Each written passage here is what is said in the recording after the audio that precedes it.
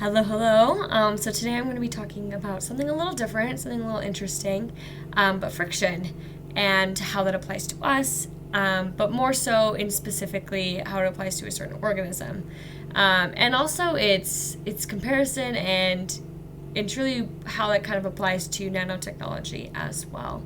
And so first of all, friction is very important because without it, we'd be slipping and sliding. It kind of allows us to have control of how we move and what we move. And so friction allows us to either overcome friction, or it allows us to kind of smooth things out and to move. And so that applies to certain organisms, applies to us. But specifically, I am going to be talking about the snail. And so the snail, it has a very delicate body. If you've ever seen a snail, I'm sure you have.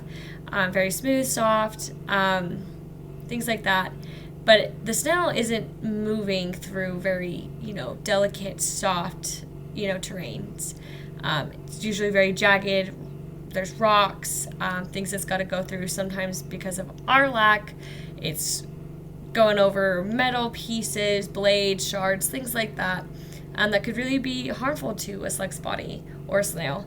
And so as it's using its muscles to contract and move, but in order to protect its body and to have an easier gliding over these tough terrains, it has fluid friction. It kind of releases this kind of fluid for it to travel through, and so making its terrain soft and also not affecting its body. So if it's going over something sharp, it's not going to necessarily penetrate this snail and hurt it, which is really interesting, really cool that it's created this kind of way to help it. And it's similar to nanotechnology.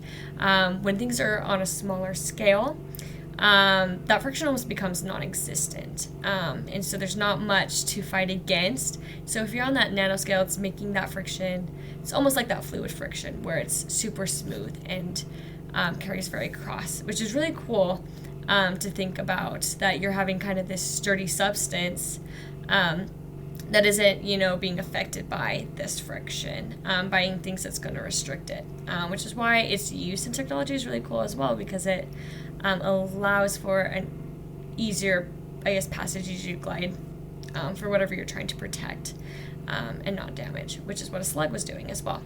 Anyway, thank you. I hope you enjoyed this video. I hope it was beneficial.